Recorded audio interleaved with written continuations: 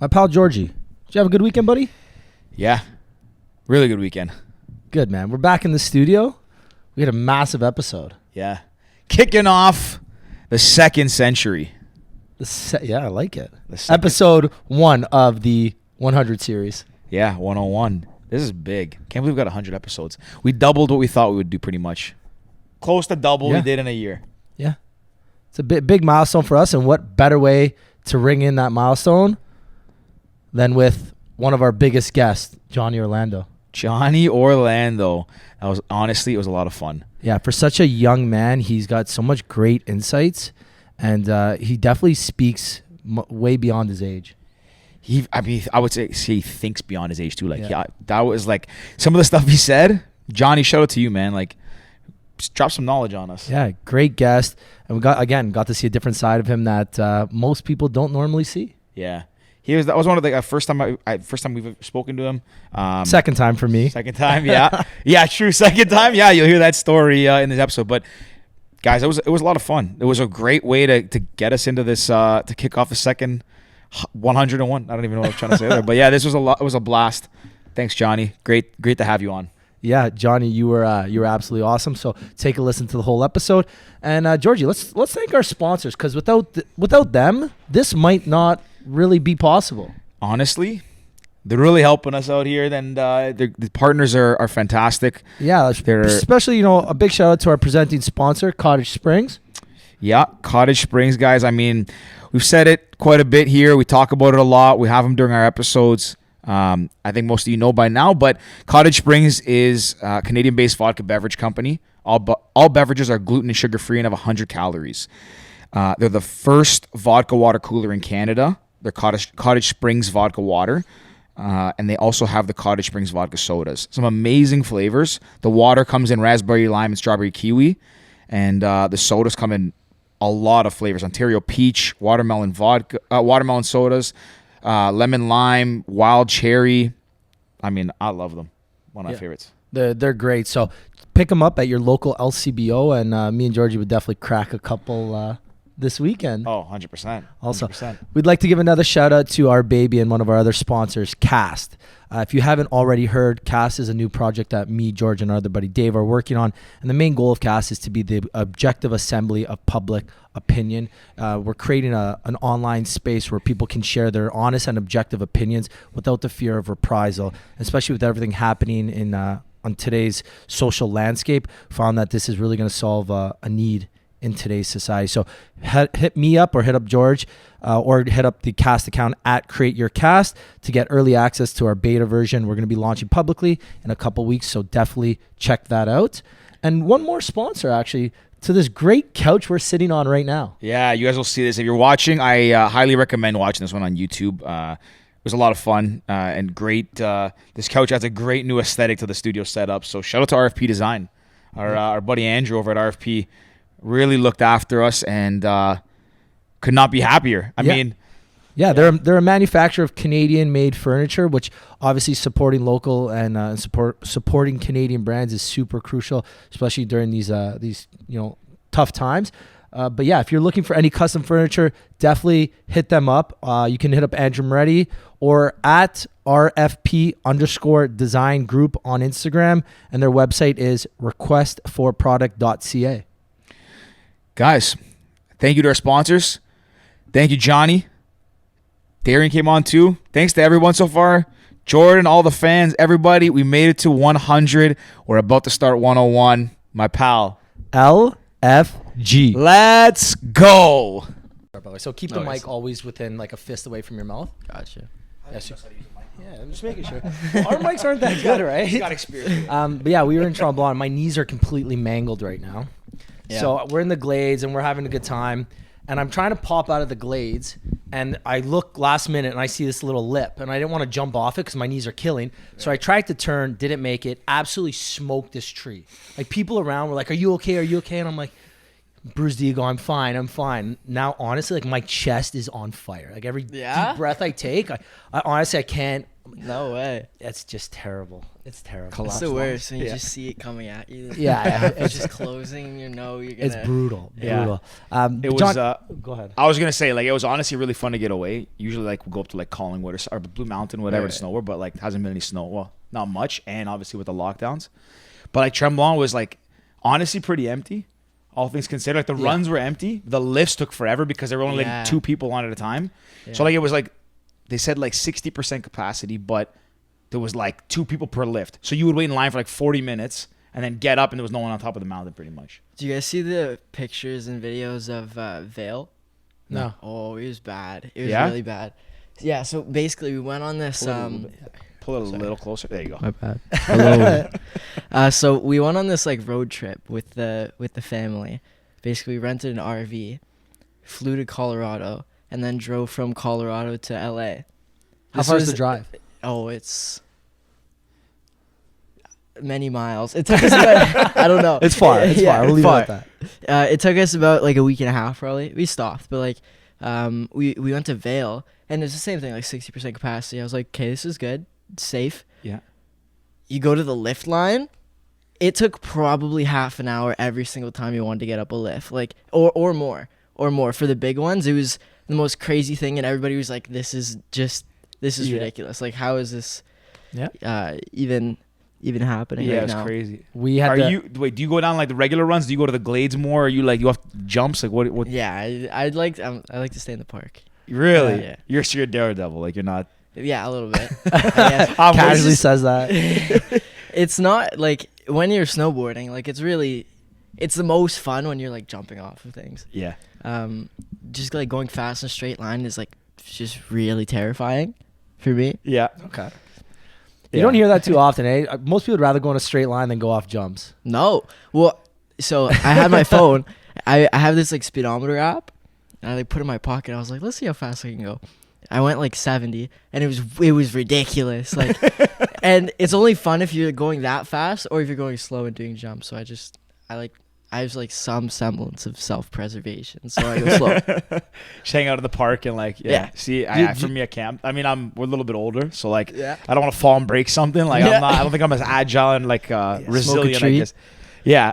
Yeah. The glades are fun. It was like bad. Go nice and easy. It takes like 40 minutes to get down. Yeah. It's kind of like in nature. It's a little bit peaceful. Have you done any other big ski trips or snowboard trips? No, it's the same thing. Usually it's Collingwood, Blue Mountain. That's about it. Yeah. we did this like 5 or 6 years ago. We like got like trial memberships at like a bunch of different places. We just like hopped around year to year. Yeah. It was great. Tried out all the places up north, and we still haven't gotten a membership. So. Blue's the best one probably out here. Yeah. Around here, yeah. There's not many big hills around here, or mountains, whatever. Yeah, they really are just hills. Yeah. Basically. If you have a chance, like I've never done Vail. I haven't done a lot of places in the States, but I did get to go to Jackson Hole in Wyoming. We went as well. Oh, okay. It was unbelievable, eh? Sick. Yeah. It's really, really cool. First time I went was like 4 years ago. And I hadn't gone to like the biggest mountain at that point I gone to was like Tremblant. Right. I snowboard as well. And like I didn't realize out there like how much snow they get. And that you can't, like when you go into like the glades or like the non-groomed runs, you can't stop because if you stop and fall, you sink like 5 feet. Yeah. So the first time I went, like my sister and her husband, like my brother-in-law, he's a sick snowboarder.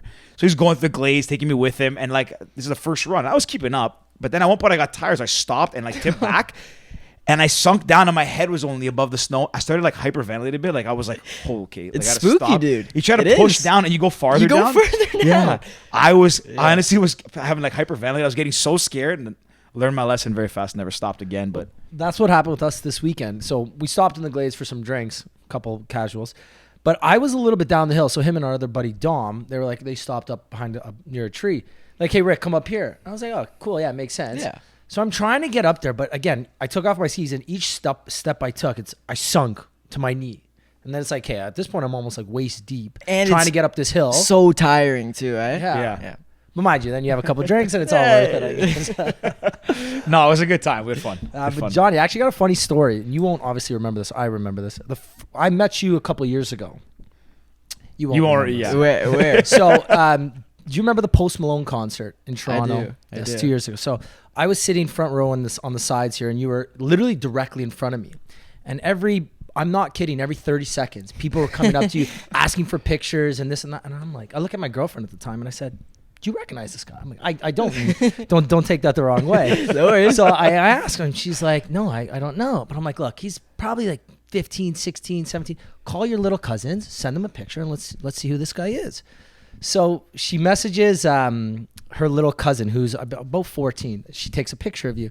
And she goes, oh my God, it's Johnny Orlando. You need to get a picture. You need to get a video. Oh my God, I love him. Like, starts freaking out. So after the concert ended, we waited because I'm not going to interrupt the concert. And Post Malone's a great performer too. He's awesome. After we waited, so as we're walking by, I was like, hey, Johnny, like, do you mind? Girlfriend's cousins are big fans. You mind taking a little video? So I literally have a video on my phone. I'll show you after. And you're just like, hi, girls, it's Johnny. Like, hope you're having fun. Nice to meet you. Something like that. Yeah. Nice guy. That was. I was like the coolest, the coolest person ever. I love that with old people like obviously. Are you calling us old? Wait. No, of course. Yeah, not. you were supposed to say that. No, I was not. No, we That's are a old. lie. We are old. I love when like older people come up to me and just have no idea what's going on. Yeah. It's the funniest thing because like I guess like it's like somewhat normal. It's still like strange, but like I'm used to like going to like a Post Malone concert. Obviously, like all of his fans are like my age, or like plus or minus a couple of years. Yeah. So like just having like being in that and then like seeing the other people that just have no idea what's going on. Like I was there with my buddy and his parents, and his parents are like, I don't know how to describe them, but like they're very not involved with the social media world like at all. So they have no idea how successful you are. what was going on. They had no idea. They're like, why is everybody coming up right now? And then my buddy's dad is like probably like 6'8" or something, like massive, big guy. He's like, I could be your security. He's like, he's like started to like be like, no, just like wait your turn.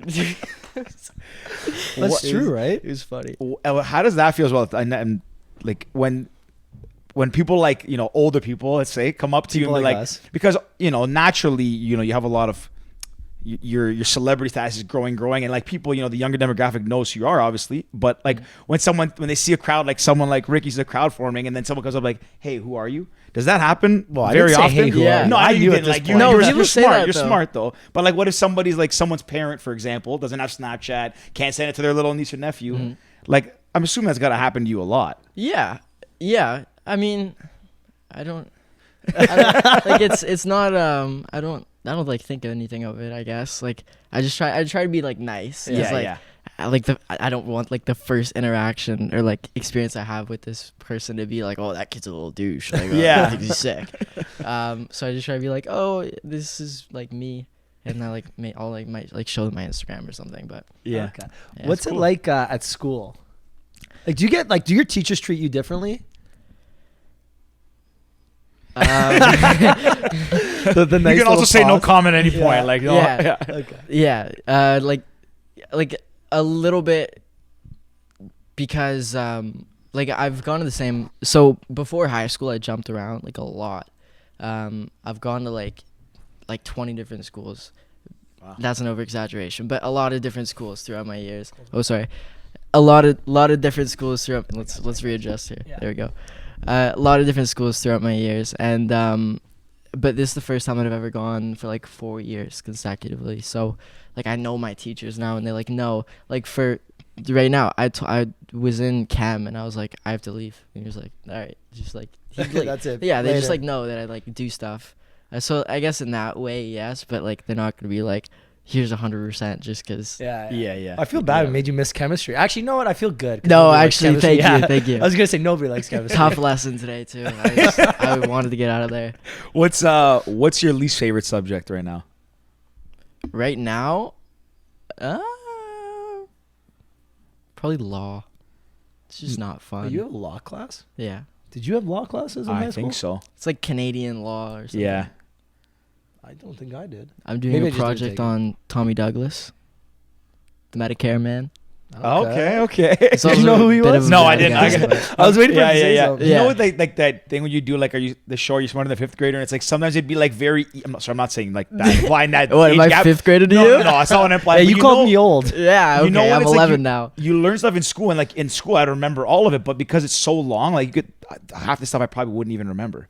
I know they ask like what does this unit circle mean? Like, how am I supposed to know what that? Yeah. Did we don't really learn that in Canada though. I feel like I went to the US for a couple of years to get citizenship, and the difference in the school systems is so crazy. Like so crazy. Really? Like my sister Darian, she's over there.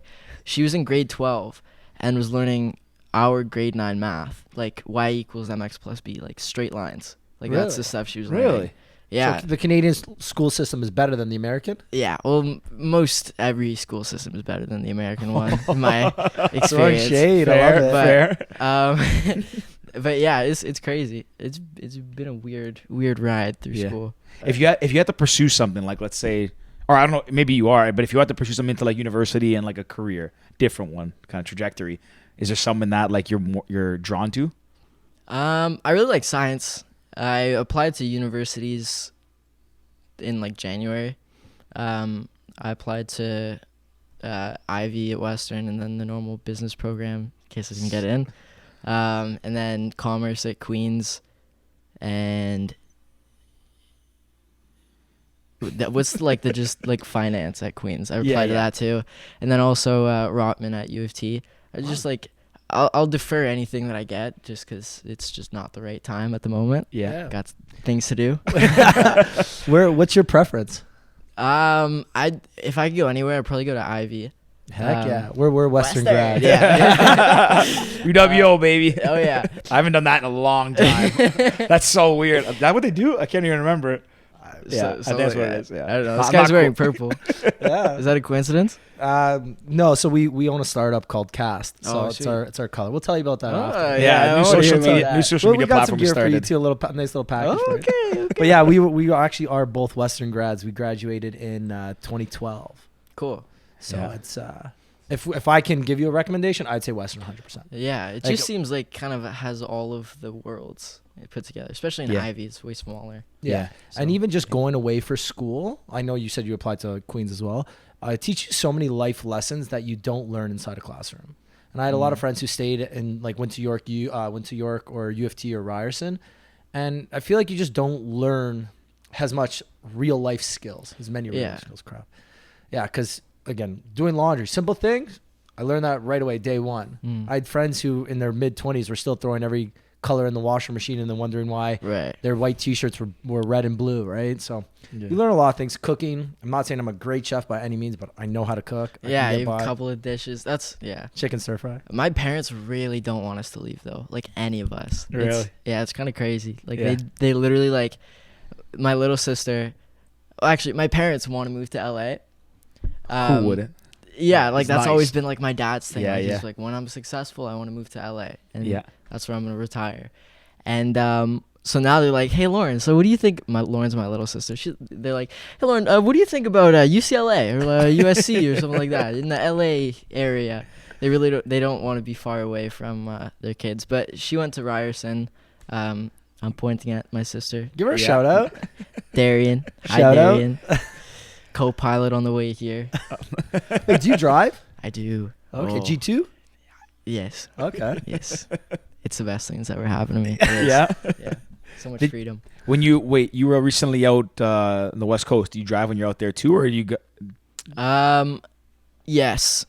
Now I can. Yeah. Because I'm 18. Yeah, yeah. There's been many rules. Like you can drive on a G2, but you have to be 18.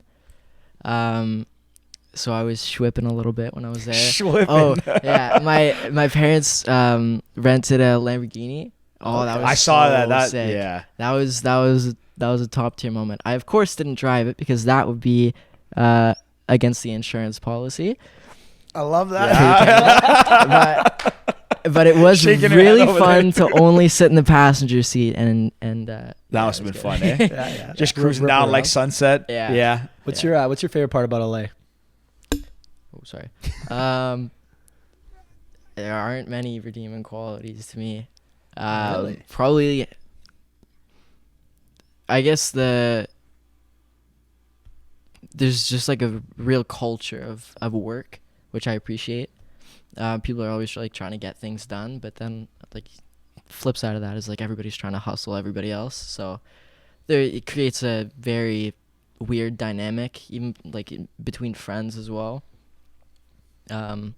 So yeah, I have love-hate relationship with LA for sure. It's really interesting, and like not to make any assumptions or like discount what you're saying, but you know, a lot of younger people, when they, you know, coming up in that and seeing like the glitz and glamour and the celebrity and how, you know, you can really make it out there. A lot of people are infatuated by it, and they don't you don't kind of look at both sides, right? It's very hard to take like a holistic view, which seems like you do, which is quite impressive. Like it. Thank cool. you. Cool.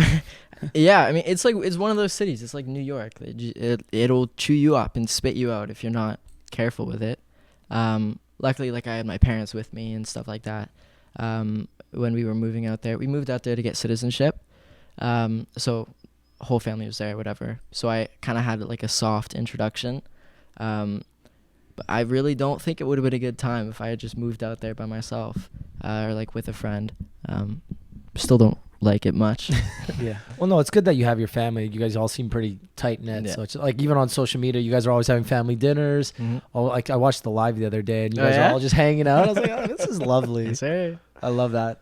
Yeah, no, that's really nice too, to have that kind of like group around you to kind of keep you like grounded and level and like help you navigate this stuff. Cause Absolutely. yeah, like you made a point about like New York chewing you up, spitting you out. Like, you know, it can consume you, right? And having a kind of like I don't know, like a North Star, people to keep you guided. Exactly. And it's got to be very helpful.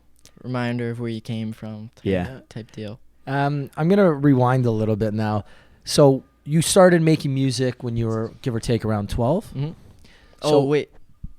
No, you're good. Oh, you're good. sorry. Making sure it doesn't freeze the Oh, okay, Sometimes no it goes worries. to like silent, whatever, or sleep. Pardon me. It's good. So you started making music around 12, give or take? Or? When I was 8. 8, Yeah. okay. And did you always know that this is what you wanted to do? And Oh no. I didn't know until I started. Probably, I would say I always liked music, but we were never a music family.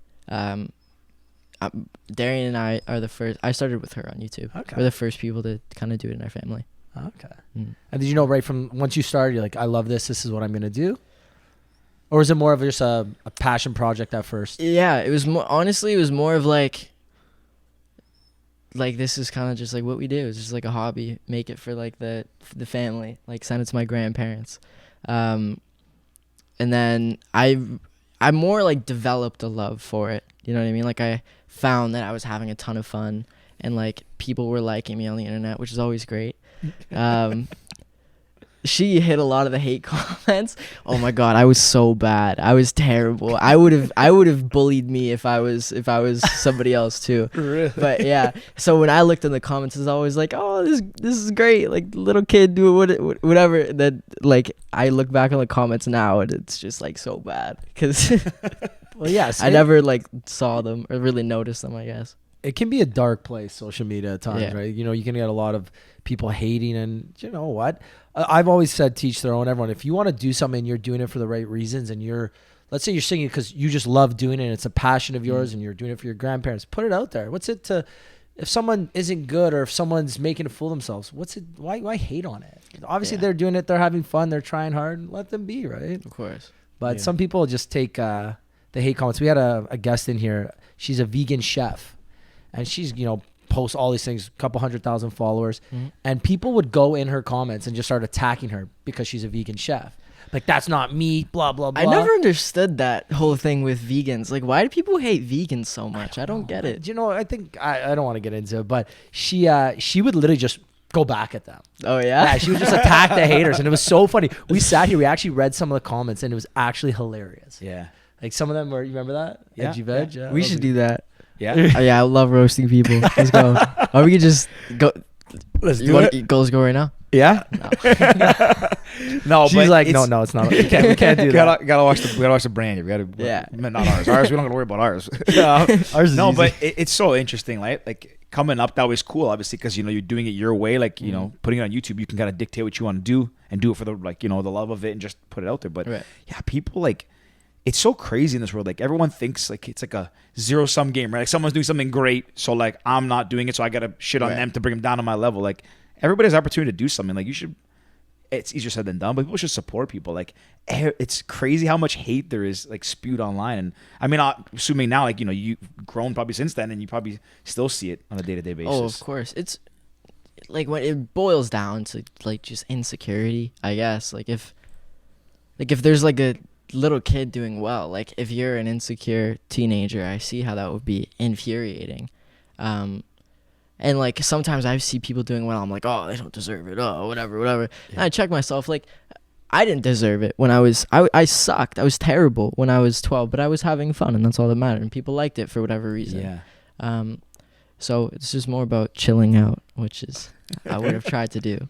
It's actually good that you see that, though. Like, a lot of people don't, right? I mean, Ricky knows this too. There's times where like, I'll be sitting here and like, complain about something. You're like, okay, like, why am I being negative? I was doing it just before this. I was like, not about anything in the, like, going on right now. It's only right when I do it. Yeah. You gotta, like, you know, it's good to be able to see you're doing it, but everyone does it. It's just like knowing that, like, okay, maybe a little cranky, maybe in a bad mood. Why am I really being negative? Let's reel it back in. There's always a root. Exactly. Well, it's that I don't remember the theory what it's called, but it's the yellow car thing. If you're looking for your yellow car, you're gonna notice it. A law of attraction. I don't know if it's a law. I don't know if this applies, Rick. What do you mean?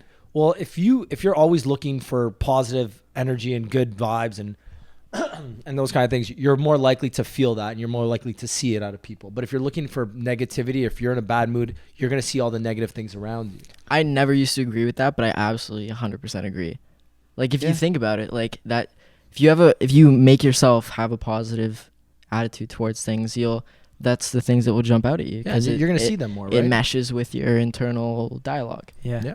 And not even just that, it kind of plays further, right? Like, because, listen, things go wrong, bad things happen, you get unlucky, all these sorts of things. But if you're more so, at least behave more so and think more positively, you're still going to have the odds of something, like, you know, these shitty days happening or negativity happening. It's going to happen, but you're going to look at it differently as well. You're going to frame it in a different sense. You're going to be, okay, this happened. Well, like, there's got to be some silver lining here. Let me look at it and move forward.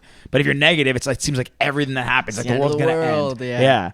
And that's not a good way to live and look at things. You got to take everything in stride. Everything, like, there's some silver lining in anything. You can literally learn. It's hard in the moment because when something bad happens, it's really hard to say, oh, this is great. Yeah, like there's something good here. I know it, but you're miserable.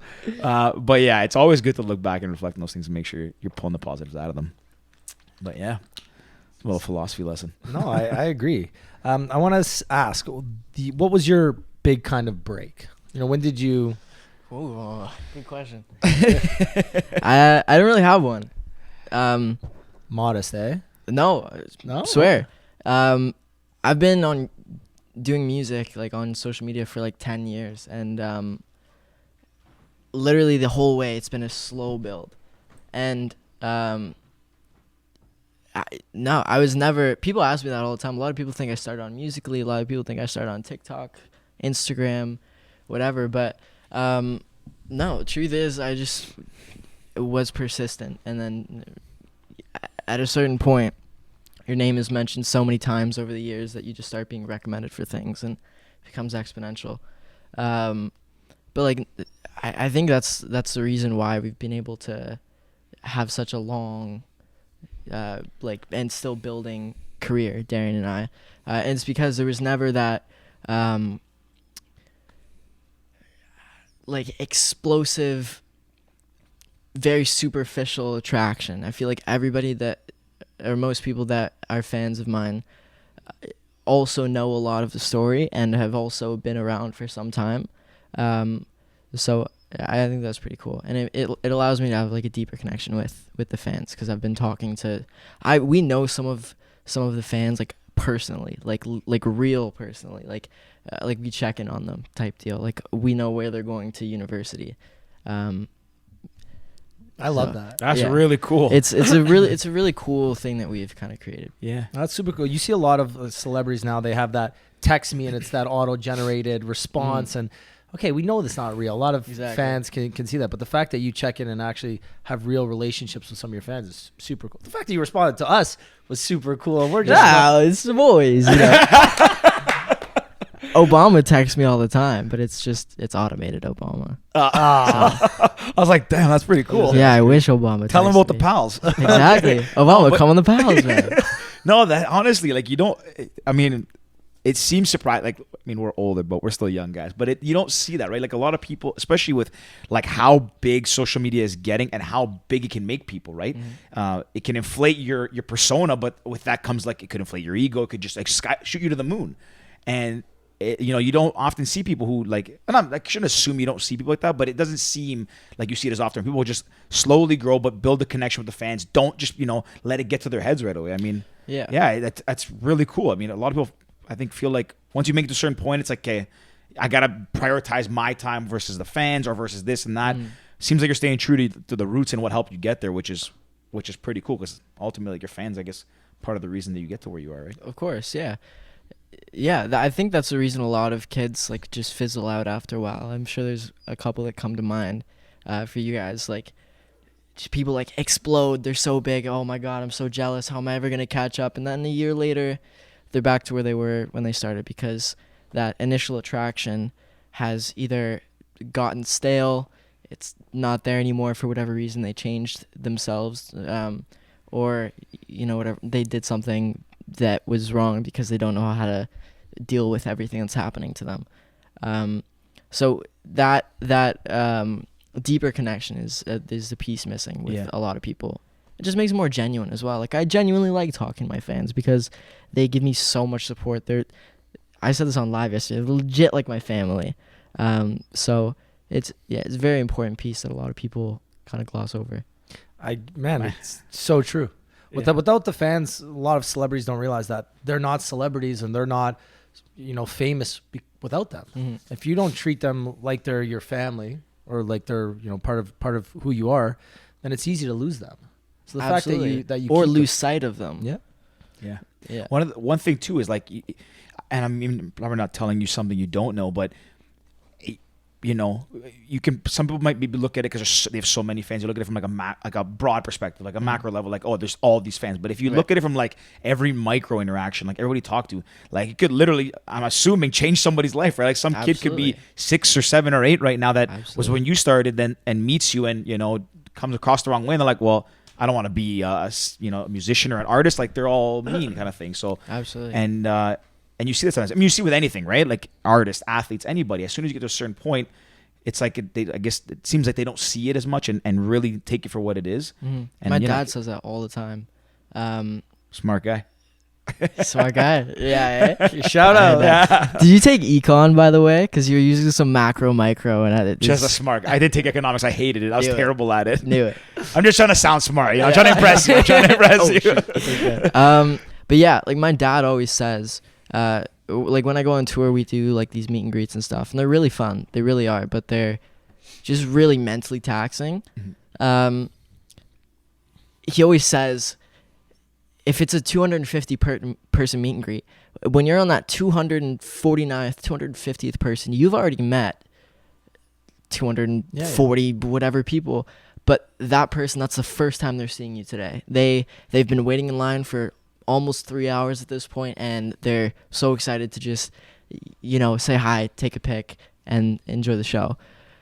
If you're not the exact same person that you were at the beginning of that meet and greet, it doesn't matter if you're irritated or you're tired or you're whatever, if you're feeling insecure that day or you're awkward, you have to provide the same experience for every single person, and you have to really try, because exactly that, you don't want anybody going home being like, oh, that was disappointment. And that's probably my biggest fear. It's just having it's so shameful to me that people neglect the people that put them on this pedestal in the first place.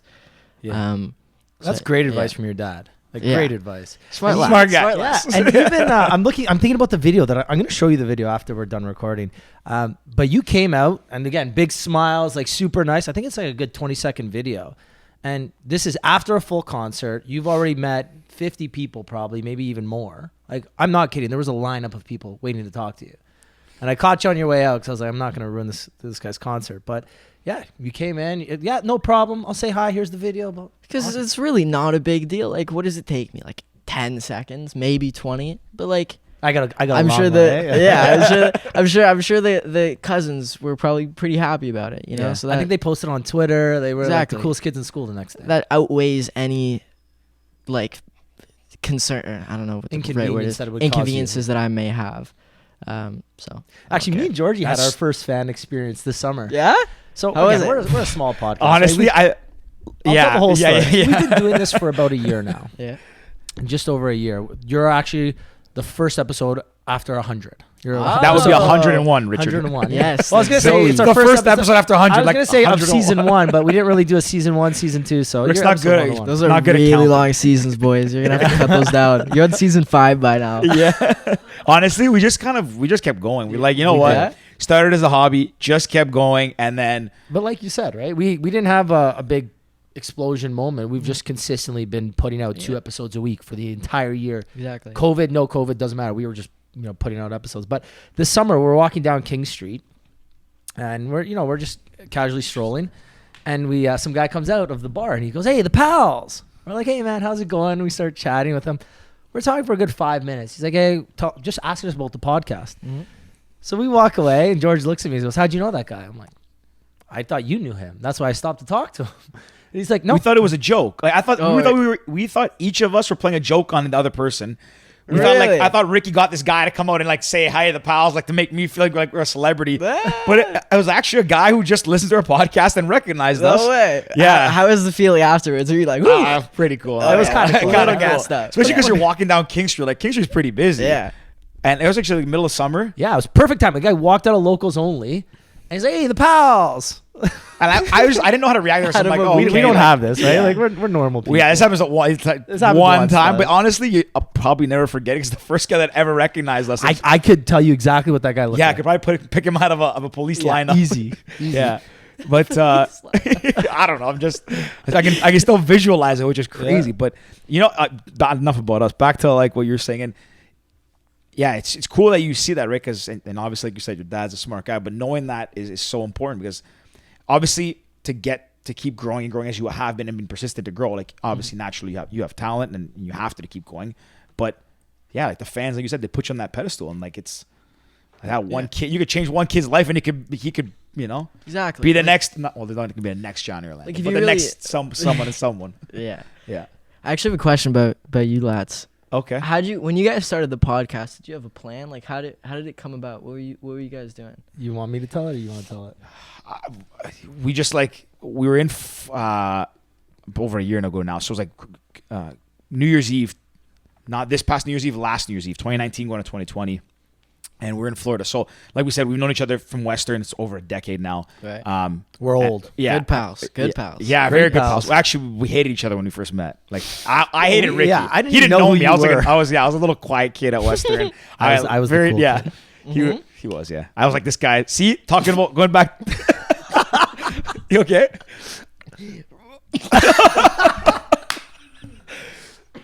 It's okay. Take your time. We're good. Wrong pipe, lads.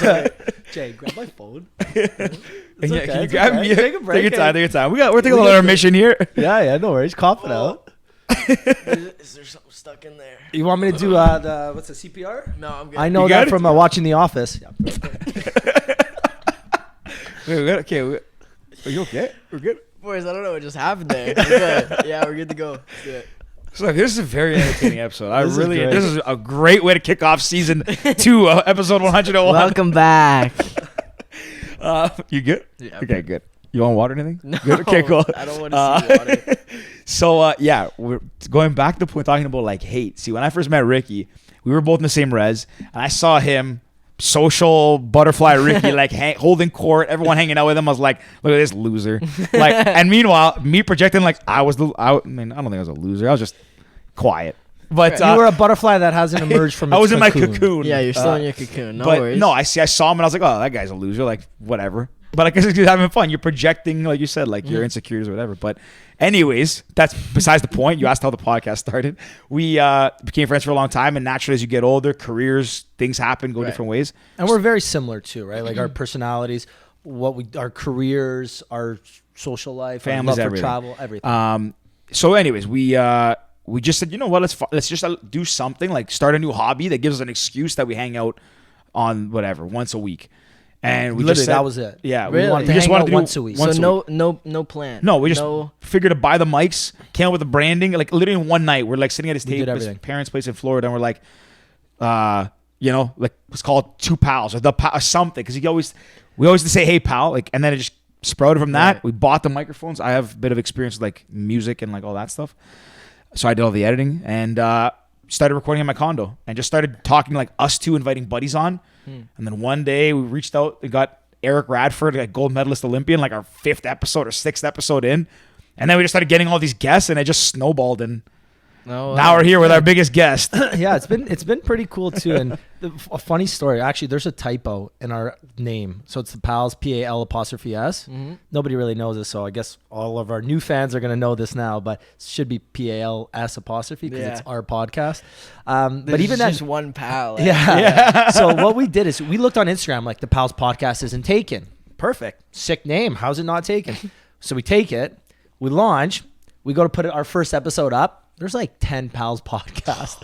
But now we're good because like of our rankings, now we're the first Pals podcast. Okay. We're the most famous pals. Yeah. What's with the little dash in between podcast? Well, I'm glad you noticed that. So we have our podcast, the Pals podcast, but then we also have the startup called Cast. Oh. So the idea is that this studio is also like it's a dual purpose. So we have the studio on this side, and then that side is where we run the app. Yeah. Very smart, very clever. It was just really coincidental that it happened. Was it? So the cast was totally separate from podcast. Cast has nothing to do with podcasts. It's a social media app, similar, like similar to like a Twitter, Reddit type thing, where you can share like thoughts, ideas, questions, debates, whatever, and then you just can participate in the conversation anonymously from a voting and sharing the thought perspective. Okay. But then they can, if they comment, their name's attached to avoid cyberbullying, all that kind of stuff. But yeah, that sprouted out of an idea we actually had way before this podcast, back in like 2018, 2017. We had this idea. It kind of started to bubble up a little bit, fizzled out. We just said, let's put it on hold with our careers. Then the podcast started and just kept growing. We were around each other so much, started talking about Cast again. May as well, yeah. And we launched it, and now it's in beta and almost on the App Store, so it's pretty exciting. A little test flight going, bud. How the hell this guy knows everything. He knows about test flight. I like it. We'll send you the link when after. Okay. But it's funny because when we started the podcast, we said we want to hang out once a week. That was the goal of the podcast. I think we see each other 5 days a week now. Technically more because we have Google Meet calls every day for business. I literally there's some days I'm like, I just don't want to see this guy's face anymore. Probably most days. I talk a lot, so he probably most days gets tired of hearing. No, but you're my pal. I love you, buddy. But back to you, Johnny. Wholesome pal moment. I love it. I love that. No, the wholesome pal moment was when you're on heart attack. So, 12 years old is, I know from what I was Googling, obviously, before. 12 years old, you started coming out with a lot of your own, I guess, the big YouTube videos that came out. Yeah. When did I guess, the transition from doing covers to making your own music really happen? I guess it started when I was 9. That was when I made the song. Well, actually, she wrote it. She wrote all my songs until I was like 13, probably. Wow. All of the original stuff. So sorry, what's the age difference between you guys? 5 years. 5 years, okay. Yeah. So she was 13 when I started. So even good for you, Darren. Writing these songs at 13. Yeah. So they're actually not bad. Like, not bad. Pretty good. Anyway. I could barely write like a paragraph story when I was that age, so I think that's writing a song is pretty. Okay. But yeah, so I released my first original song called Summertime when I was 9 years old. All my cousins are in the video. We were at the cottage just chilling, and Darren was like, all right, time to film this video. So she rounded up every child on the property and we're like, go to the beach, and then we just filmed this video. And then after that, we started making more covers, more original music, and eventually this split was more like 80% original, 20% covers, and then it just kind of got smaller and smaller. Now I really only do covers on Twitter, Instagram. I heard his my stomach just growled by itself. I was like, whoa. Yeah, only really Twitter, Instagram, TikTok, Snapchat. Just kind of spread them around, and works pretty well. YouTube's only for official music business now. I like that. We've switched gears.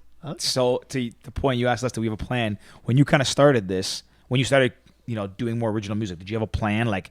go 80-20, then slowly and slowly, or did you just kind of test the waters a bit? Like, was it more just go with the flow? To be quite honest, I had no like thought in my head. Like, I don't know how to explain this. I just like didn't think about it at all. I was just a little lad. I had no concept of what could have come from this YouTube channel that we were doing for fun. It was just like fun. Like, we made a video to Harlem Shake, and I was just like, that was the best day of my life. I just like got to do whatever I wanted. Just like lost my mind on camera. I guess it more turned into like, oh, okay, like this could be something when I was like 11, 12, and people were like, oh, what are you going to do when you're older? And I was like, I have an idea. And that's when I realized music could, if I developed it enough, like it could actually be something. So that was when I started to get more serious about it. And then also that was when we were like moving out to LA. So that was when I got in the studio with like actual writers and stuff like that. And we started making some tunes. Have you ever done a writer's camp? I've never done a camp. I've done a lot of sessions. I really want to do camp though. Yeah, we had I can't remember which guest, but somebody did. We've talked about writers' camps. Guys. Yeah, Probably love Nick Enriquez. Yeah. Few of them. Yeah, and they talked. Famba, yeah, sorry, Famba. Yeah, Shout and Famba. it's. I think Oh, that's Famba's crazy. sick. Oh, you know Famba? Yeah. Yeah, he was on a couple months ago. So No, sick. like a month ago. Not I even. thought it was before Christmas. No, I was like I really know. recently. COVID's kind of thrown off my Was it entire. for Yeah. Christmas? I don't know. No, it wasn't. No, it was No, recent. You're right. It recently. was recent. Yeah. I know, but COVID. The whole last year feels like 2 months. Like we're Yeah. coming on a year now. It's crazy. Yeah, yeah. But wait, what was the? About writing camps for me, writing? Yeah, no, he was talking about writing. I lost my train of thought. Okay, well, I'll take we over talked now. about Famba. Okay. Yeah, yeah. No, I'm just going to segue here, but actually not really segue, it's not the same topic. So now when you write, is it like, do you guys still collaborate? You doing more of it? She the Mostly. brains? Mostly it's like full collaboration. Usually it'll be just like me and her, and then a producer, and then another writer. Usually it's just four people in the sesh. That's pretty much that's where the magic happens. Do you have a couple producers that you like to work with? Yeah, that's been the real challenge. When I was younger, the label just like tossed me in a lot of sessions, like a ton. Just like trying, basically just develop me, like make me get better, brute force, you know.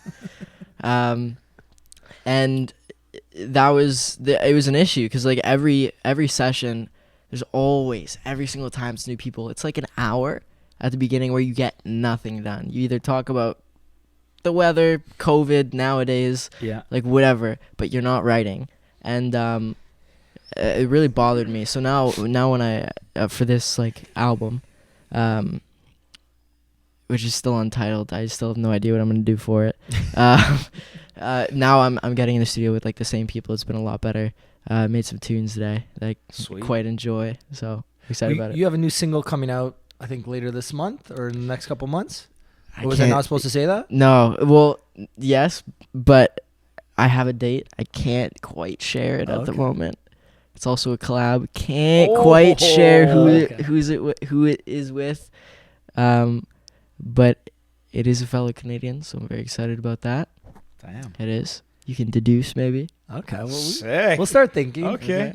We're gonna start Deduce. releasing. Deduce is a good word. We're gonna I've start been using that releasing- lately. I like that. Man, this guy. I like this way this guy talks. I love the lads too. He says Yeah. lads. It fires me up. When honestly, he's gonna start a podcast called The Lads Podcast. It's gonna be way better. yes, than I us. am. And I'm gonna have the little Yeah, apostrophe yeah, too. do it. Spell it the right The way. yeah. Hey, we'll start our own our podcast network. I'm I'm big in the podcast community in Toronto. Oh, Rick. you are. No, he's not. You should do a collab podcast with my sister's podcast. We should. I listened to that episode. Yes, I listened to one of them. I don't know how many times you've been on. multiple. Yeah. Yeah. Whenever they, it's so funny. Whenever they have no guests, they're like, "Hey John, like, are you ready? Like, are you busy?" And it's like, no. You got to make time for them. Yeah, of course. When you're in the studio, so you said that that all the new producers are a little bit talking, time wasting, all that. Mhm. So when you go to record, is it just business? Like that's what you're there to focus to do? No monkey business, Oh, no no. goofing off, just straight recording, or is it just No, It will. Oh God, it depends. If it's like just like recording, like you go into the studio and you have to record like 3 songs today. It's like, okay, let's just get it done. But no, when it's a writing session, it's actually this is gonna sound so dumb. There's a very delicate balance of vibes, if you know, because like writing and being that creative where you are constantly like in that setting, like you have to be more creative than you've ever been every other time, because you have to do something new and special in the song if you want it to be good.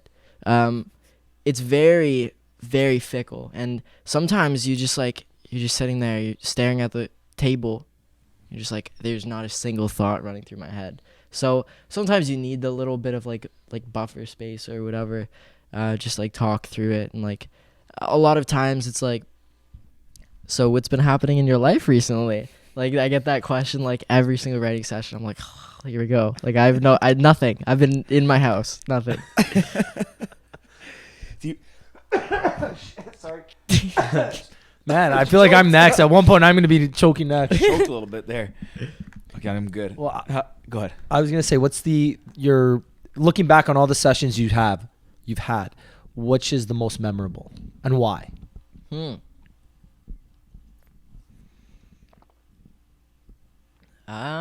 That's a good question. Probably, I did a session with Babyface. Do you know who that is? The rapper. Is it? He's like Whoops, guess not. he's an older guy. But he's like very, very famous in the music industry. I don't know everything. Are you gonna I'm gonna Google Google him right now. Good. I don't know anything like very much about like his story. But very impressive guy. I Worked got him. with a ridiculous amount of people.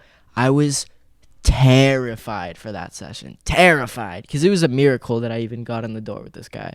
So Yeah, 11 Grammys. yeah, 11 Grammys. Wow. He's a, and it's not just like, oh, he changed one volume knob on this song and he's technically part of it, so it's like, guy made the whole track. So scared for that session. We get in there and I'm like playing him some music. He's like, okay. I was like, oh God, what does this mean? Then we go into the other room, start making a track, just like play some chords. This guy's unreal at guitar. I was like, all right, cool. We start to hit our stride, and then literally, I swear to God, it took probably an hour and a half.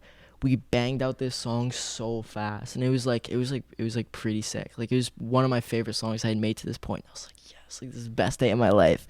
Nothing ever came of it. We didn't even put it out, but yeah, most memorable session.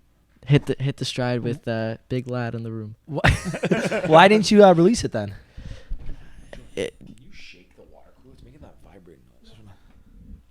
So unprofessional here with this water. Oh my God, man! Ruining this whole thing. Sorry. Gotta start all over now. Yeah. No, the water cooler, the jug. Just like give it a shake. Oh wow, my foot is so asleep. Is it? Holy, wake up, buddy. Listen, we gotta clean those shoes. No, That's calm. That's the style, dog. I know they are. Those are the Comme des style. Garçons. Oui. Slick. Yeah. Too cool for me. I don't know what that is. What were we talking about? The song. Whatever happened to it? Oh, yeah. I get this question a lot, actually, because this is why I don't tease music anymore. I always tease songs, like, the day that I record them, because I'm so fired up. I like go on live, and I'm like, hey, guys, listen to this. Like, just made this new tune. I'm so hyped up. Play it. And then, for whatever reason, either we get a better one, it doesn't fit the style of the project, or doesn't mesh well with the rest of the songs. It'd just be an outlier. It'd feel weird when you're listening through. So we just don't put it out. Either gets sent to somebody else, like a different artist, or just like shelved for life. And so that actually happened with this song. And it honestly, it really all depends on many different things. But a lot of times, oh God, there's this one song called "Foreign Love." I played a snippet of it like 3 years ago, and this song called "Game Boy." Fans want it so bad. We'll never. Every single time I'm on live, play "Foreign Love," release "Foreign Love." Every single time, there's group chats called "Release Foreign Love." Like people like get it. Subreddits. Like, yeah. So no, not quite. my demographic isn't really the Reddit Okay. the Reddit type. Love how he knows. They're gonna Um, be cast. Yes. They'll be on there. Not many Reddit mods in my fan base. That's so interesting though that like That'd the fans really want it, and but then they still feel like it's not like a fit or something. Or Yeah. yeah. And usually, well, where I mess up is I always play the best part of the song. It's just like whatever it is, like Yeah. the pre or the chorus, whatever. And then they're like, "Oh my god, this is so good! Like I want to like release the thing." But then like the rest of the song is just like like just terrible, just like awful. Well, sorry, continue. And that's actually what happened on "For in Love." I probably re-recorded the first verse of that song like 5 or 6 times. Never got it. Still terrible. I hate every single one. It just happens, dude. Like, Yeah. you know what I mean? It's probably, and you see how they'll probably snippet that screen grab from the live and put it on YouTube. So They it's like- do. yeah, the chorus is like "For in Love," Yeah. chorus, boom, pre-released. Yeah, and then people stitch them all together, and then you get the completed song, which is the craziest thing ever. Really? Oh my god, it happens a lot with like rappers and stuff. Like you'll be listening to like a SoundCloud demo, you're like, oh, this is pretty fire, and then like the entire like ambiance changes because it's like was being played in a car and now it's in a studio or something. It's funny. Are you a perfectionist? Like you said, we tried 5 times to record Oh. "For in Love's" like intro and couldn't. So Yeah. you are just like, if it doesn't sound like even the smallest thing is right, you'll scrap it or just try If and get it- it again. For me, there's a general rule, and it's like you can always do more. You can always do more, always. And you know, like if I'm about to leave the studio, but I know that if I just put down 2 more takes, it would sound a little bit better. It would sound, I could pan it would sound super super nice. And I don't do it, I'm gonna think about that for the rest of the night and into the next day until I finally do it. So it's better to just get it done now. I've learned not to procrastinate a lot with music stuff. Can't say the same about my schoolwork, but and especially because music, like this song is like a culmination of like 8 hours of my life, at least when you're writing. Why wouldn't I want it to have something to show for that? You know what I mean? And like everything I put my name on, I want to be as a certain like standard. Yeah. So yeah, I guess. So I guess everything that you want, whenever you want to release something, you really want to like love it, so you can put your name to it, Yeah. stand by it. It's not just release Yeah. it just to fill an album or fill an EP. It's like Yeah. every single one has a purpose or a rhyme or a reason. Absolutely. It's happened before where I put out a song and I'm like lukewarm about it. Label loved it. My parents told me it was good. So I'm like, you know what? Might as well. And then like I go to talk about the song in an interview and I'm just like not about it really. Like there's not much to say because I just don't like the song that much. So like it's better for me to just be honest. And if I messed up super hard on my first EP and I just didn't give notes because I was too scared. I was like 15, but I was just like I was very quiet, very reserved, didn't want to upset anybody. So I just didn't tell anybody that I thought that something was wrong. So like if you listen to my first EP, every song sounds different. On this one song last summer, my voice sounds like I'm yelling into a trash can and it's being like reverberated like into a mic somewhere like miles away. It's just like weird. And yeah, I just don't want that to ever happen again. So It's I'm gotta be okay hard now. though at that age, like 15. I mean, just coming into this too. Obviously you seem like a very, very humble guy and like you come up through this, but even at that point, like it's got to be like kind of daunting almost, like still being that age, recording, like recording from a very young age, but then you get like it's now kind of almost like the big stage and like all these things, releasing an EP. Probably don't want to this. Maybe you're thinking this is my shot. Don't want to screw it up. Like something like that. I didn't want to ruffle any feathers. Mostly, I didn't want to. It was mostly that. I was just kind of a little child. Like yeah, I didn't. you Yeah, probably for got sure. so many adults telling you to do it this way, and you're like, yeah. I get it. knew that it was wrong, and I knew that I should have said something, but like I just didn't. I wasn't there enough. And I forgot what I was gonna say, but it would have been profound. Okay, well, what about the second EP? Did you do it on the second EP? Oh, absolutely. Yeah, I was very, very meticulous on the second one, and yeah, the producers weren't too happy with me because I'd be like, this needs to be changed just a little bit. Then I'd be go back. No, let's do to my car. It's still wrong. Yeah, but like, yeah, releasing a song is so scary, so scary, because you can think it's good all you want, but when you put it into the little pool of sharks, they just destroy you. Yeah. Yeah. Have you ever released a song that you loved that other people told you wasn't good? Or vice versa? Oh, I guess vice versa. You said the first EP you had a bunch of tracks that you weren't so sure on? I definitely have made songs that I thought were like really awesome and like could potentially like blow up and be like my first like really big track, but hasn't happened thus far, so see how that went. I think like I don't know if I have any like terrible songs that have come out like recently.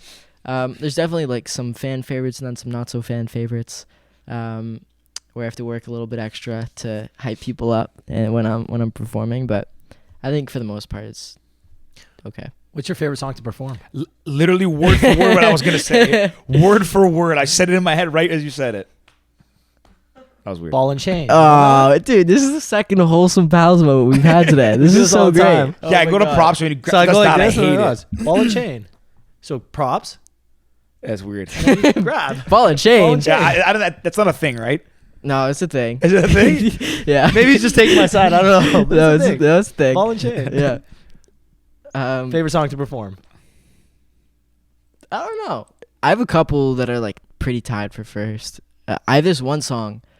It's called All These Parties. It didn't do super well like streaming wise, but like the people that come to my concerts are like those are like the real big fans, and they like know essentially every song. So I always light it up on that song. I lose my mind. It's basically an EDM song, EDM pop song. So it's really fun to perform.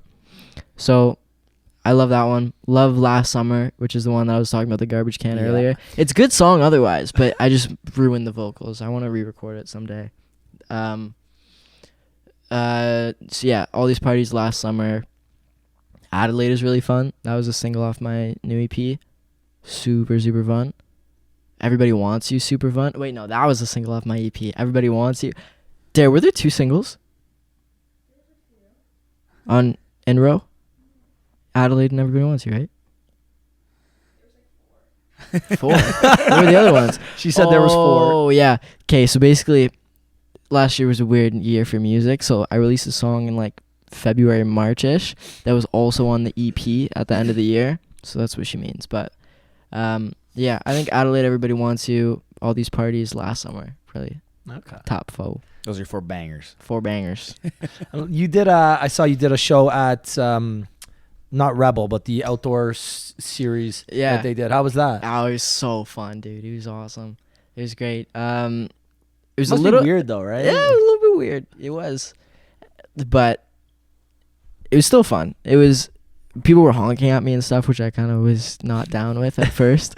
By the end, I was like, "Yeah, honk!" But like at the beginning, it was like triggering something in my brain, because like usually when you get honked at, you're like, "What do you mean? Like, what are you talking about?" It's like they want to fight. You know what I mean? So I thought the fans wanted to fight me at first, and I was like, "Nah, never mind. Like, we're good. We're at a concert. That's what it's about." So that was a little bit of a hurdle. Also, the nearest person was like 50 feet away from me, so that was a bit of a hurdle as well. It could have been better. Like, I wish that it was just like a normal concert and I could have just like touched hands and hugged the crowd, but like I couldn't. I understand that, but yeah, I just can't wait to get back to normal touring, which is very dismal right now as like a general attitude in the music industry. Yeah. We had a call about it the other day. I was very disappointed. It's like just not like no. Everybody's saying nothing's happening 2021, nothing unless you're in Australia or New Zealand, and maybe 2022. But if enough people are like vaccinated by 2022, it will also be the busiest touring year in history. So you just won't be able to book venues, or you just won't sell any tickets because there are 10 good artists coming to that same city in that same month. So interesting. Yeah, it's gonna be a challenge. It's probably gonna be weird for a couple of years, and then Asia's not happening for anybody until like end of next year at least. For me, probably until like 2023, which sucks because I've always wanted to go. But hey, we just hit an hour, boys. How's it going? Oh wow, right on the We dot. did right on the dot. Great, man. Dude, yeah, Great. you are great, man. I I was on that note. Where is your biggest demographic fan demographic based out of? Like, Probably like U.S. and Canada, North Yeah. America, and then second, where do you guys guess? What do you think the second biggest market is? London, like UK. Well, that's a good guess. I'm gonna say something completely random. I'm gonna go You know, like Chile or something. No, okay, that's random.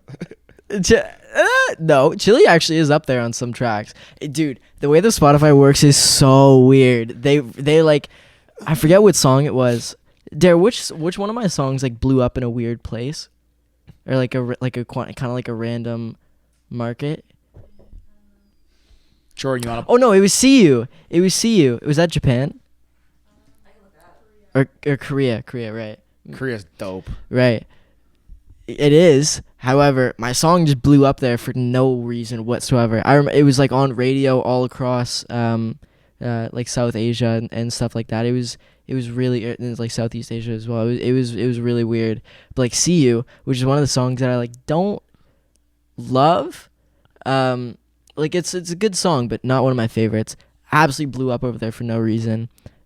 Which leads me to my point.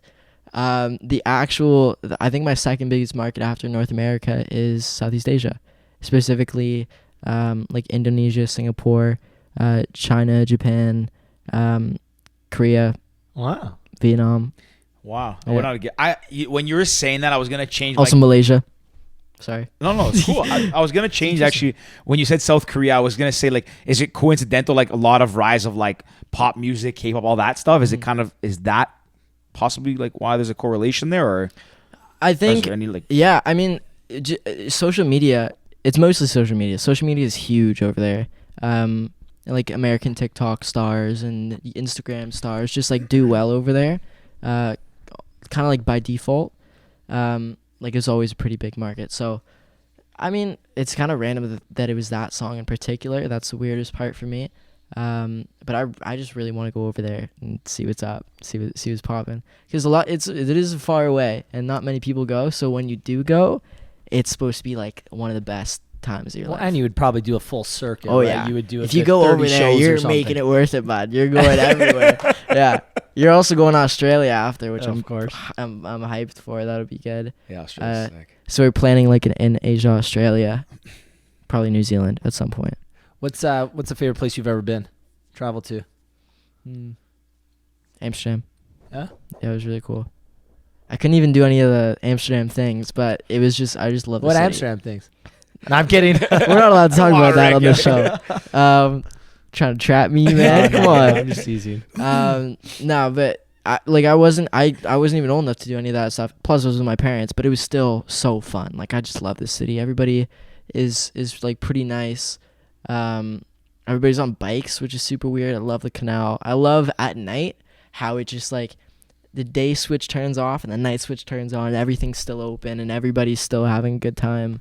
It just seems cool. Yeah, it's a cool city. Yeah. I was gonna say something about Southeast Oh, Asia. and fans are awesome there. Ridiculous. That's Really? the best show I've ever had. Yeah. Really? Mm. That's really cool. Where any other shows that stand out for you? Like, London was really cool. It was the last show of the tour. And my homie got me a Louis belt, so that was so. But that was a good one. The fit was fire that day too. No, that was just a great day overall. I was on one that day. It was good.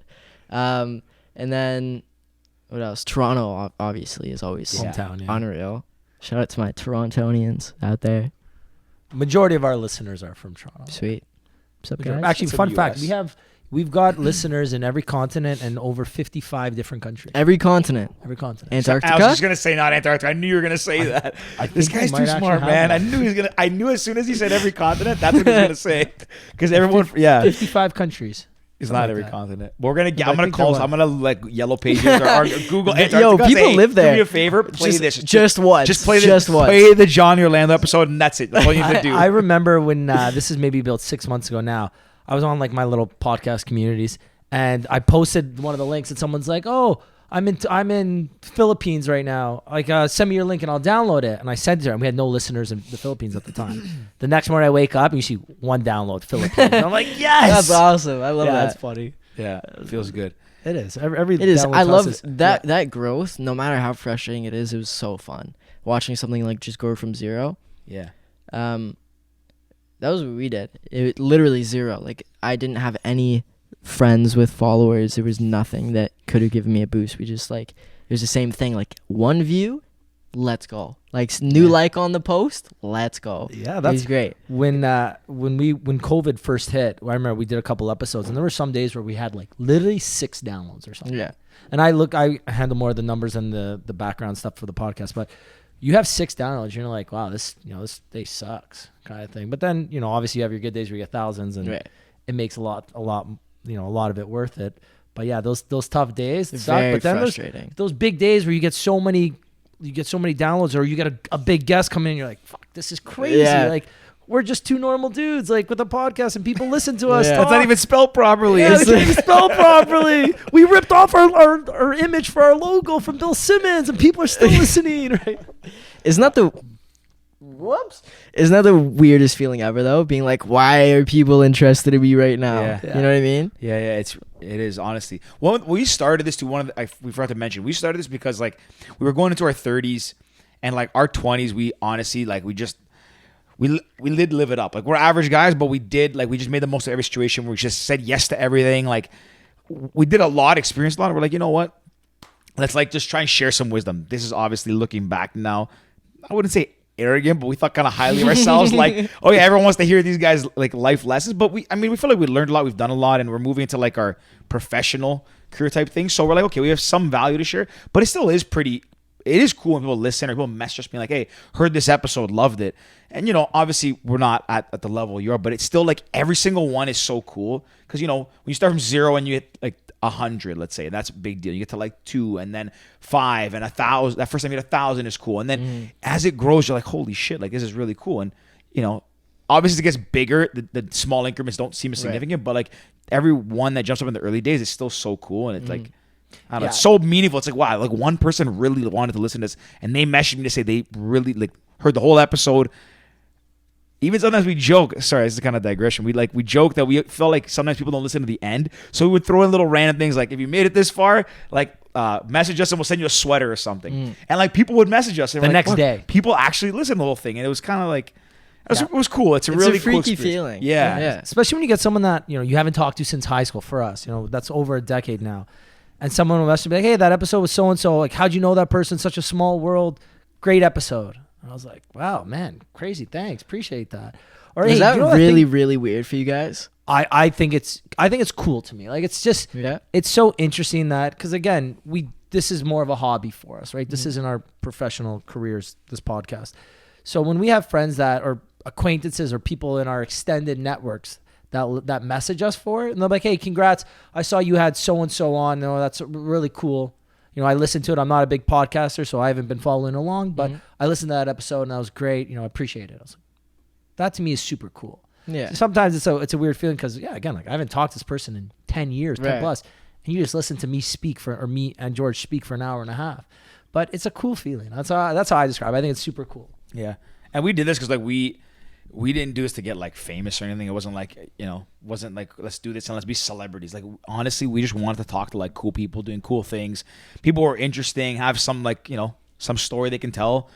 If people listen, cool, even better. Like it's nice to have. And like we love everyone that listens. It means like the world to us. But like we also didn't want to do it just to become famous. Like I'm not trying to be like Joe Rogan or anything like that. Like would you though?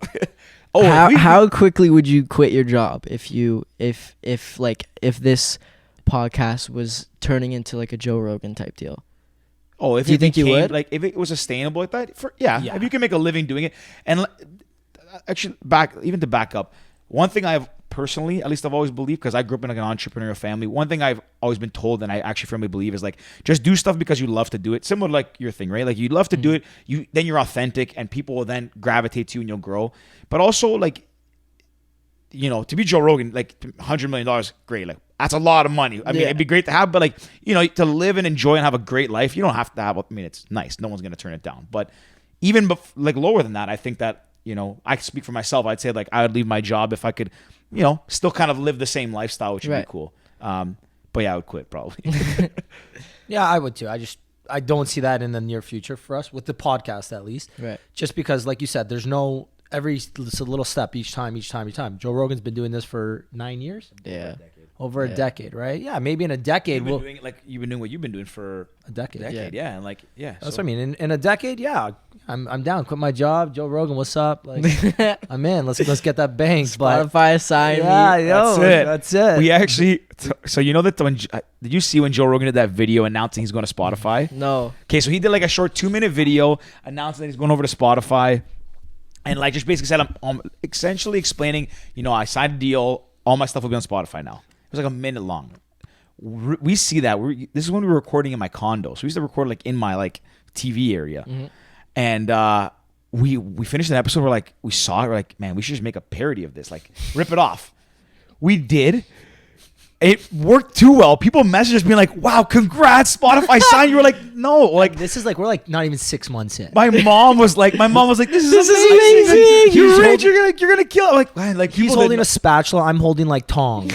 we literally and like he picks a wedgie at the end of it. Like I was like, yeah, it was so bad. Like if you thought it was real, sorry to all our fans out there and everyone listening. Like even my mom was like, wow, great, honey, that's so good. I was like, Mom, it's a joke. Like it was obviously a joke. I'm holding a spoon. Like, anyways, but I don't know how I got on that topic. Spotify, Joe Rogan. Spotify, yeah. Would we quit our jobs to be professional podcasters? It's honestly a lot of fun. It's really cool because, like, you know, had we not done this podcast, maybe most likely we would sit down with some of the people we have, like, you know, people like yourself, artists, entrepreneurs, Olympians, athletes, just like so many cool people, and like. And also you have to have a conversation about, like, you know, talk about the side of them that you normally wouldn't see, which is really cool. So yeah, we like to position our podcast. It's not an interview, right? It's more of a conversation amongst pals. It really is. Yeah, and that's the idea behind it. And amongst lads. Yeah, amongst lads. The lads podcast. So we always say, like, we want to sit down with like-minded people or people who are doing cool things, and we get not offers, but we get kind of pitched people with big followings, but it's like, you know, we got a flat earther.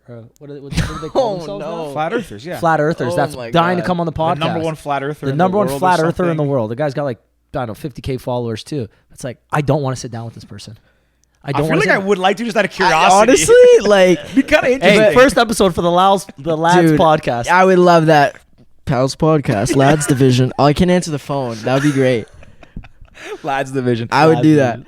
No, but like, so this flat earther man, would you have him on just because it's like just kind of interesting, or would it? Do you think it would it would be hard to do the conversational? I watched some of his like Instagram. He just seems a bit out there. Right. I honestly do like talking to people that I would never otherwise even talk to, or even people that I agree with. Like I think we're both in that camp. But I just I saw his videos and I'm like. A little bit, like a little. If they can't see both sides and have an honest, open conversation, I just wouldn't want to sit down with them. Someone's gonna jam something down my throat for an hour and a half. Just not down for. Are you just scared that you'll become a flat earther afterwards? Possibly, dude, what if he shows you some unrefutable evidence? Oh my God. Are you a conspiracy theorist at all? No. Oh, okay. I'm just farthest thing. No. Mind you, I'll put you in touch with them. The Lads Podcast, Sweet. episode 1. I do think the Earth is flat, but other than that, no. I feel like you're trolling us right now. No, sure. I had a question that I was waiting to ask. I can't even remember now. I got something. So one thing I noticed, and I saw it on your Instagram, you got a tattoo recently. I did. Is that your first one? It is. Oh. Can we ask what the significance is, if there's a meaning to it? Of course. So it's my sister's birthday. It's like the family tat. Dare has one too. This is 96 and 98 and then 2004 because 1996 was too long. So I just did 96, 98, 2004. Cool. All right. Cool. It was my sister's birth years. Yeah, yeah. And you each, well, your younger sister has it already? No, or not? she- Not yet, but will. She says that she won't get it. We were talking about this yesterday. How disrespectful. I put her birthday. I put her on my arm. I'm going to cross it out or something. Put a That's little like she X. sees it and like, Yeah. she's like, I'll get it. And then sees how you Like, get it to kind of little Imagine being the fourth sibling. All three of your siblings have this tattoo and you won't get it. The rebel of the family. Yeah. Wait, Actually, was she the actually- complete opposite. Actually, the most rule-abiding, lawful, good person you've ever met in your entire life. Really? Like, wouldn't cheat even if the teacher was out of the room and everybody else was doing it. Is this the sister that has the podcast? Yeah. The Next the time she younger asks you to one. come on the podcast, No. there you go. Tat it first. Tat first, bud. Sorry. Who is the rebel in your family? Not really one. It depends. In our teenage years, all of us a little bit. So me at the moment. It used to be Darian. That's what I wanted to think. So sneaky. Sneaky, yeah, sneaky. Low key. Man, that's too funny. So you've got. I read something earlier too about the MTV EMA's Canadian of the Year, Mhm. back-to-back years. That must have been exciting. It was very, very. That was crazy. And it was fan voted as well, so it was all the fans. So that was the even crazier thing. I remember finding out the first time I was actually in Spain in Sevilla. Sevilla, Six City. Is that Sevilla? Yes, you Okay, said great. yeah. Amazing city. I was at breakfast and they were like, the EMAs were posting the results for like the regional awards on their Instagram story. So I was just like on their Instagram account refreshing it, like, oh my god, am I gonna win this? Let's see. And then I get, you've been mentioned in this story by MTV EMAs, and I was like, oh my god. So I open it and it says I win.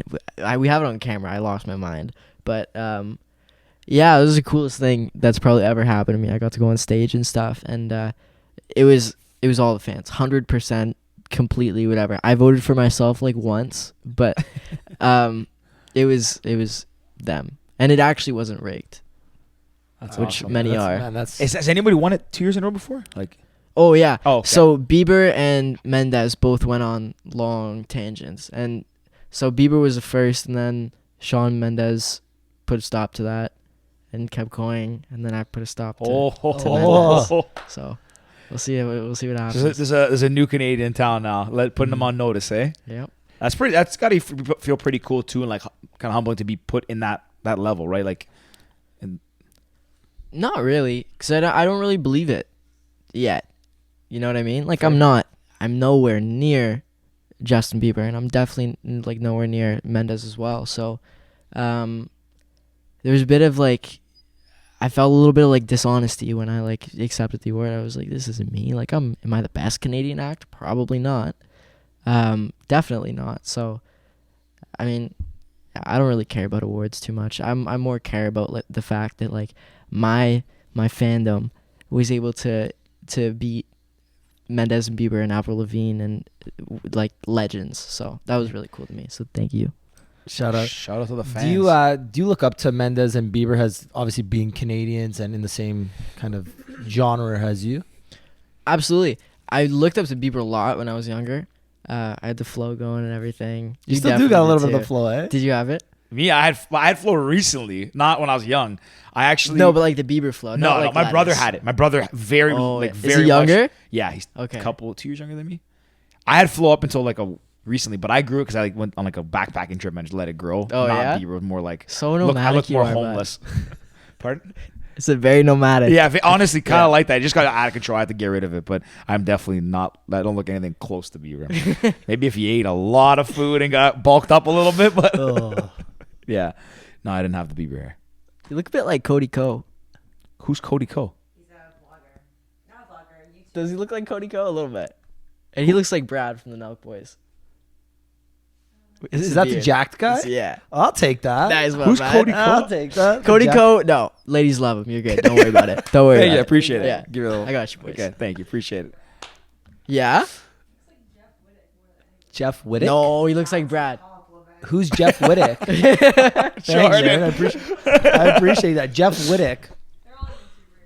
Okay. I'm not too... Fun fact, I was a YouTuber at one time in my life. Yeah. Terrible. I'll never plug. I'm not plugging them. Your videos, some of them were great. The vlogs, but the other ones, the cinematic ones, are a little those better. were good. Oh, you were like a film guy. So I took a year when I had my like flow and all that. I took a year off of work, took a sabbatical, find my way in life, and I just decided to take a year off and just travel. Yeah, well, for sure. Nice. Like I honestly, it was the best thing that ever happened to me. That's good. But I took a year and traveled the world, did like 50 countries in 13 months or something, and I was like, you know what, might as well document this, and just picked up a camera one day and like vlog the first episode. It's very cringe. Like I can't watch it. The first one I can't. You can tell I'm very like nervous. You can tell that you can see when you're uncomfortable. Yeah. But then I was like, you know what? I'm tired of talking. I talk so much in my day-to-day life. I'm like, I'm just gonna just record like what I see, and those ones were, I think, better. But yeah, that's you have the really drone cool, too, right? The drone. Some of the ones that I remember, the one in Monaco. That was the good one. The drone flying over the pool as you're swimming. That was Saint-Tropez. Yeah, Saint-Tropez. Saint-Tropez is awesome. So cool.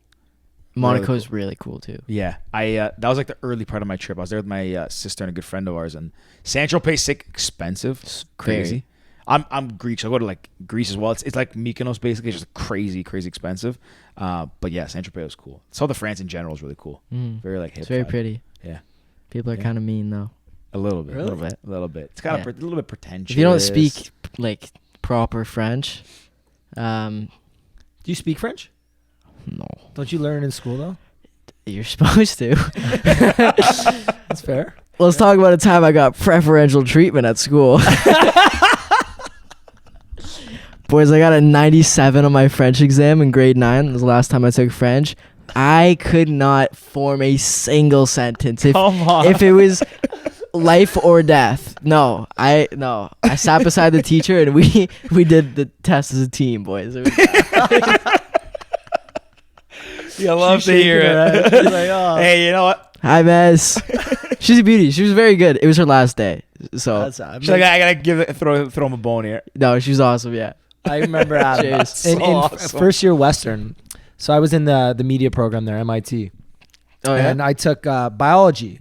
And me and science, we just don't click. It's just, a cone and a whatever. It's called a square peg in a round hole. There you go. That's what I got. That's what I got Georgie here for. Fix my misquote. But I took biology because I was like, if I don't like MIT, the media program, I'll switch into kin sports, do that kind of side. Well, first exam, study 20 hours, 30 hours. I literally got a 30 on it. Really? Just like couldn't figure it out. So second exam, I get a 40. Okay, but final exam. That's a 10% increase. Yeah, you're on the trending the right way. Exam, I remember my the TAs and all the presentations. I always did well because my partners were always really smart. So final exam, I'm going in with a 49. The final question's worth like 10% of your entire mark. It's like half the exam. So I go straight to the back of the exam. I had a tutor too. And I met with my TA all the time. I turn to the final page, don't know the final question. So I'm just like, I'm basically effed at this point. So I'm like, you know what? Let me forget about it. Let me do this exam, see how I'm doing. So I did the whole exam. I'm like, I'm probably around the 70% mark. So I'm doing all right. But if I lose half this mark, I'm basically at like a 30. Right. I pleaded with my professor on my final exam question. I was like, look, I honestly don't know the answer. I'm in MIT. I just need a 50 to pass this course. I'll never take biology ever again, blah, blah, blah, blah, blah. I've heard of people doing that. Yeah, I just poured out my whole life story. Yeah. I checked my exam the day it gets released. I passed the course with a 50, bang on. Oh. Everyone's like, what'd you get on the exam? I'm like, I didn't even look, don't care, don't want to see this ever again. 50. That's it, done. Yeah. And that's it, carried on. Did you remember what the question was? No, it's something ridiculous that I had no idea. I'm like, I missed a chapter in the book. I'm like, I literally missed the chapter. What's the square root of 4? No, I'm a numbers guy. Too. I'm a numbers guy. I love how he's throwing. Yeah, you're the numbers guy. I'm a numbers guy now. But yeah, me and science. We think you break something. Yeah, we did not. Square root of 4. On a bio exam, eh? Yeah, no, I did. I can't remember the question, but something crazy. And yeah, I just missed that whole chapter in the textbook. Yeah. So bad at drinking water, man. You're struggling today. We saw that earlier. Spilled it all down me, and I'm going to be uncomfortable, wet for the rest of the day. Yeah. I love this. That's man. the water. It's flow. Yeah. Bottles are No offense, Flo, but get better bottles. Honestly, there's always a little bit left to it. You That's know the what I'm talking worst. about? You gotta shake it out and yeah. It's all right. But they do make good flavored water. Great flavors. Yeah. So what's on the agenda for the rest of the year for you? Obviously, we heard about the new album. We got a new track coming out. Mhm. What else? That's pretty much it at this point. I wish I could say that I was going on tour, but not gonna happen this year. That's really it. Honestly, I have sessions most days. I'm just trying to pump out some good music for this. I'd say like December to end of January, I had no idea what I was gonna do or what this album was gonna be about, what I was gonna talk about. And then there was this one day we were in Amangiri. It's in Utah, middle of the desert, nobody around. It's very cool. And Darian was like, okay, like we have to finish this album brief. Like we have to send this to the label. They need to know what we're gonna do before they put money into it, right? So I'm like, I summoned Kanye West and I bang this thing out. I'm so basically I'm basing it on like early Kanye music, very experimental. It's the stuff that I like. Very pop, hip hop, put them together type deal. Yes, nice happy sandwich, and it sounds great so far. So I'm very excited. Random question: what's your favorite album of all time? 2014 Forest Hills Drive by J. Cole. That's No way you have it on vinyl. Don't even show me it, so I'm gonna get you jealous. No. Where is it? Oh no, I can't find it now. Hold on. I don't know where it is now. My ex-girlfriend bought me that for my birthday a couple years ago too. I think I took it home. I know every single lyric to every single song in that song. In that, yeah, it's in there. Every single song. First one I ever bought. First. Same, LP? actually, same. That's called LP. I bought it on iTunes though, but Yeah. but same. So actually, best concert I ever went to, J. Cole in Toronto. I No think. way. When was Yeah. he here? It was 2 days before I left from that trip. No. That kicked off a profound journey I went on. But Yeah. he came out. It was not Forest Hill Drive. It was For Your Eyes Only. I think. Yeah. He came out it was the stage was in the middle of ACC at the time. No, ACC. He was at the time. ACC. Yeah. Oh. It was centered Headlining? like middle stage. Yeah. He came out dressed in like a convict, like a prison jumpsuit, and came in, whatever. He performed. He got on stage, did his first song on the album, and he literally stopped. The music stopped, and he goes, "Just so you all know, I don't perform like every other artist does. I'm singing every song start to finish. If you don't like the songs you don't like, you can leave to go to the bathroom because I'm playing the whole album." He sang every song in his album, You have to. Which is With crazy. that album especially. Yeah. That like 2014 Forest Hills Drive. I had a bit of a Logic phase. We don't talk about that much. And then that album came out after like I had been chewing on those for a while. Yeah. And I remember I was so taken aback that the whole thing was a story. That's the one about like the he talks about like his daughter and stuff on the 4 Years Only song, right? Yeah, so that whole thing was a story and it switches perspectives. It's like Kendrick has done it and stuff like that, but that was the first time that I've ever heard that. So that's what I kind of wanted to not tell a story on this album, but I do want to do like ingrain those like almost have rules for myself with the songs. Like I want to have an A side and a B side, where the A side shows one side of my mind, I guess, and the B side shows a different part, kind of like what Frank Ocean did on Blonde, where it's how it switches at nights. So that's kind of what I want to do. I just want to get jiggy with it, bro, and just do what I want. That's the goal. That's really cool. Honestly, that is really cool. Like have a bit of a narrative, but like not really like a story to it, which is really cool. Yeah. It was J. Cole, sick. We'll get him on here one day. He's sick. One day, man. One day. I will be your TA. I will. wait, did I just say TA? PA. I'll do whatever you want. Just let me be in the room, please. For the love of God. Okay, Deal. Great. We get J. Cole, you'll be in the I will. studio. Yeah, I'll do whatever you want. We'll me get to you. do. I We'll don't put another care. chair here. We'll get an extra somewhere here. I'll be like this the whole time. Do you want water, Mister Cole? Oh man, I think that's a good one there. We honestly, this has been great. Really, thanks for coming on. Thanks for the time. No worries, Thanks my for checking friends, your DMs. my pals. The Thanks lads. for checking your DMs Yeah. and agreeing to come on. It's we near the end of the episode, we asked 2 questions every guest. Okay. This is the 101st time we're asking these questions. Maybe more, because we've probably had double sometimes. No, more, because we've had double guests sometimes. Yeah. But then we also didn't. Some episodes were just me. Whatever. Regardless. That's somewhere irrelevant. around there. Yeah, we'll just get past The that. 2 questions we always ask. First, if there was a movie about your life, Oh yeah. who would you want to star as you? Could be anyone from any point in time. Really? This changes everything. Leonardo DiCaprio. Okay, I Young, like that. Like, yes. Like, you know which one I'm talking about, right? Yeah. like the beat, like the beach. Like no, like Leo. Titanic. Leo, dog. Like Leo. Okay. Yeah. Okay. The last one. You gotta get philosophical on us here. If you could give one piece of advice to your younger self, what would it be?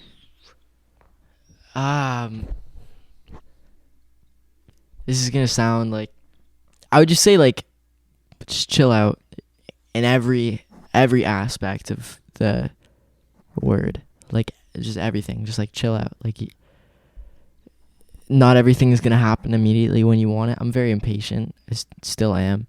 And life is very frustrating and usually doesn't go your way most of the time. So, just chill out. Chill out when you're with your friends. Chill out when you're in the studio. Just let things happen. Observe until you kind of get a grip on things. I feel like when I was younger, like I always like, I just thought I was kind of sick. Like for a little while, I moved out to LA. I just thought I was kind of dope. Whatever happens. And I just really just needed to chill out because I just like embarrassed myself a lot, and it's like the awkward phase. Everybody goes through it, but if you're 13, chances are you probably need to chill out a little bit because we all did. Love that. Some great advice, honestly. Love that. Great And I love how advice. you look in the camera too. Yeah. Like really hitting home with the people. Love Yeah. it. Honestly, man, I don't mean this to like sorry, let me rephrase that. I'm stuttering a little bit. We didn't have any like preconceived notions. Not like we're assuming like you're younger than us. You're gonna come on. It's gonna be talking like music or whatever, anything generic. But honestly, it's been a really fun conversation and like Thank you. really cool perspective on a lot of things. Thank Seem to have a really good head on your shoulders, and like obviously the talent speaks for itself. But I think the fact that you have both puts you in a different class of like Thank you. your craft, I guess. So. Yeah.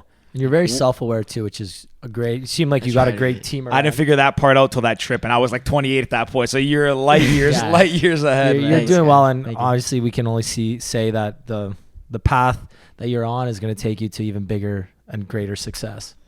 Hope so, boys. And I hope so. the last note I will leave it on is I can guarantee you that you will see probably now both of us, but you will definitely see Ricky front row at your concerts. Oh, yeah, big sure. concert. Why goer. not you, dude? I will be for yours. Okay. I don't go to a lot of concerts.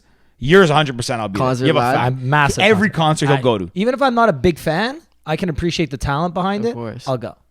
Love it. Just it's a great date night for me. And just love get hearing out. people sing. It's Yeah. just so pretty. My favorite, the best concert I've ever been to, and I wasn't a fan at the time until this concert, was Adele.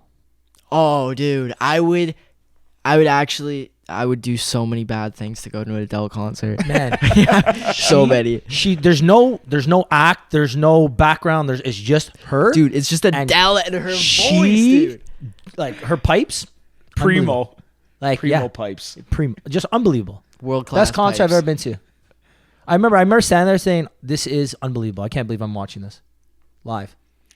You'll say that when we go see Johnny perform. We'll be there. Front row. That's a fact. Be there. I got you, boys. Don't even worry about it. Get All me a right. sweater. I'll get you tickets. Gotcha. Hey, honestly, a lot of fun, man. Thanks for Johnny, if coming. people want to find this is kind of we don't even need to say this, but if people want to No. find out more about you, what you're doing, where can they go? How can they find you? If you guys want to find out more about me, my Instagram is Johnny Orlando. All my social media is Johnny Orlando. Or you can check out my Apple Music, which is also Johnny Orlando, or my spot. Everything, just Google Johnny Orlando. We'll Sorry. put all That the was links in the comments. Yeah. But Johnny, like George said, you're an amazing person. Thank you so Thank you. much for coming on. And that's it for now. We hope to get to do a part 2 at some point, maybe later Yes, this sir. year after the album drops. Yes, sir. All right. Signing off, lads. Cheers. Peace.